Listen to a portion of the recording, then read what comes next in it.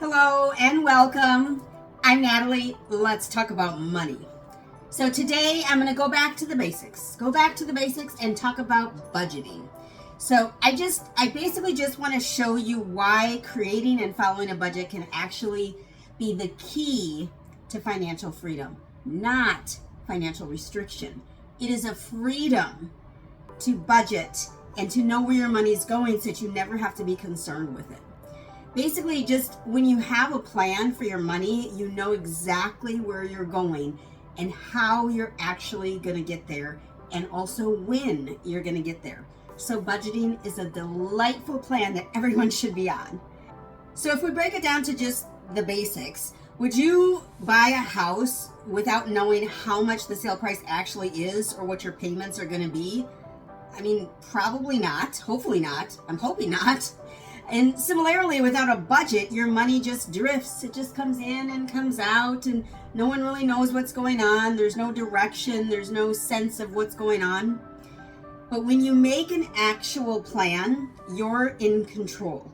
And that is key, because you are in control of your money that you make and you work hard for every day or every month or whatever else. You're in control of that. So you can set your goals, you can chart your course, and know exactly what steps to take next when you plan on having a budget. It's vitally important, and I don't know why people overlook this, why we're not taught this when we were children in school. Why did I need to learn algebra when I just need to know how to buy the candy bar at the store? Show me how to buy the candy bar at the store. I don't need to know how to do algebra. I do need algebra. I do use algebra. But I don't need the trigonometry. I need to know how to buy the candy bar from the store.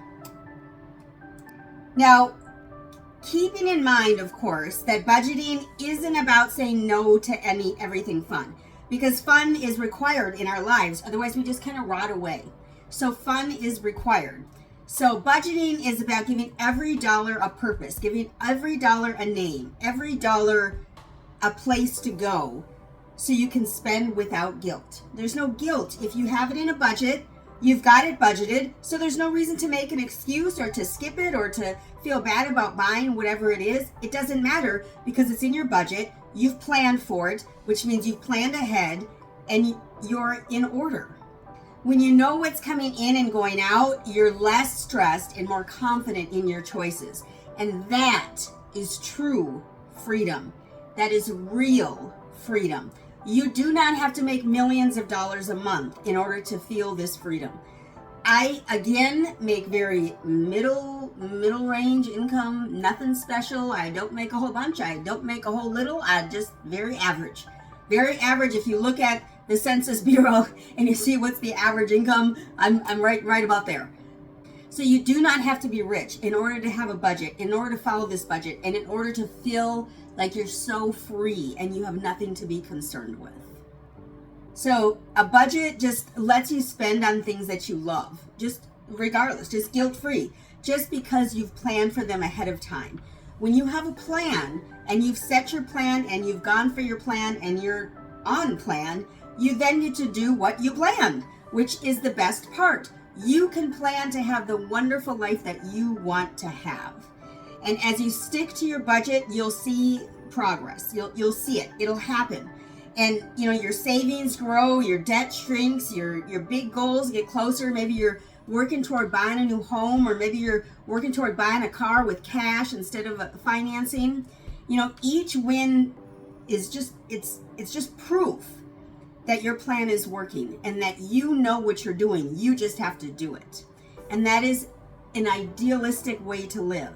If not everything in life is going to be perfect, of course. But if you can do the simple things of setting a budget, following your budget, living by your budget, you have so much freedom because you'll have more money to do whatever it is you need to do with, because you know where every dollar is going. If you're missing $500 every month and you don't know where it went, well, that's a loss. If you know that you have $500 waiting for you at the end of the month, then you have something you can do with that $500, and you can make another plan on what you want to do with that $500. So naturally, of course, life is full of surprises. But when you build your savings into your budget, you have a safety net for those emergencies. You have that emergency fund waiting for you if something were to happen. And that peace of mind, that is priceless. And that is something that you should aim toward.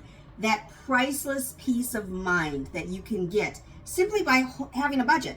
Again, you don't have to be rich to have a budget. You don't have to be poor to have a budget.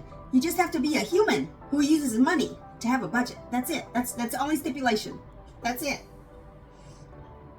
So just a real quick, basically 4 things to get started. So you would start off with just listing your net income and your essential expenses.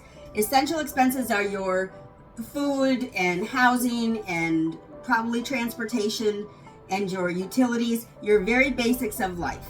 Your debt has to go beyond that. But these are just the basic essentials of life. Start with those. And then set aside 10% for your savings.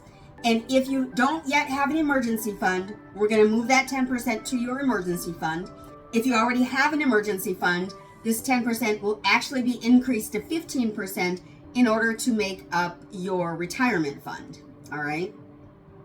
Now, with every budget, you do have to include some fun money because what fun is life if you don't have fun? You have to plan it in. So probably set aside another 5 to 10%, just depending on your income, depending on where you're at in life. If you're $500,000 in debt, you probably don't need to set aside 10% of fun money. But if you're just a standard human being with standard debt that you probably shouldn't have, but set aside some money so that you can have some fun. And it's not going to be 100% of your income. Is not going to be 60% of your income. 10% max is what I would say starting off. Once you're comfortable with your budget, you make adjustments to all these numbers so that they fit your situation. And then once you've created this budget, you've set your fund money aside, you've set your money aside for savings, then you have to track it. Track what you spend and review your budget regularly. Now, keep in mind that your first budget probably won't be perfect. It'll probably be far from perfect. And that's normal. That's okay. No problems there. Just keep adjusting as you go, making tweaks as you go. And it will probably take anywhere from 3 to 4 months to really feel like you have control of your money and what you're supposed to actually be doing with it. When you start off on your budget, you'll have just the very basics.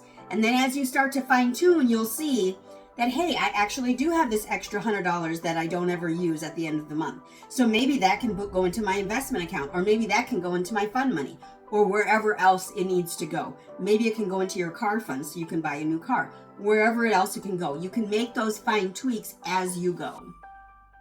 And remember to not ever play the comparison game when figuring out your budget. You cannot compare your life to anyone else's life.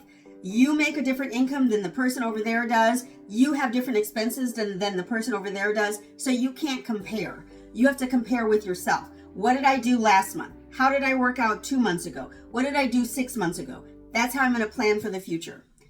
Do not play the comparison game. And so, just some real basic final thoughts. Budgeting isn't a cage. It's your passport to the life that you want. It's an actual passport.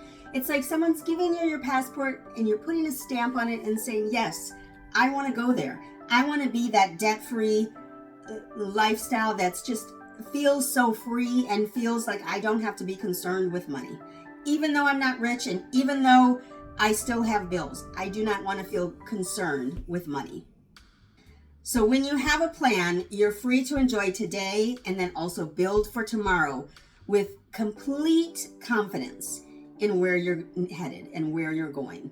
And that's an important part. And also remember to invest in yourself today so you can make a difference for others tomorrow. And be sure to go ahead and hit that big thumbs up button if you found some insight in this video. And be sure to subscribe. When you subscribe, you should hit the bell so that you know when the next video comes out. Leave a comment for me down below. What dream are you budgeting for right now? What dream should you be budgeting for right now? Let me know down below. And I do thank you so much for watching today. And remember, you're in control. It's your budget. We don't have to compare to anyone but you. So go ahead and go get budgeting.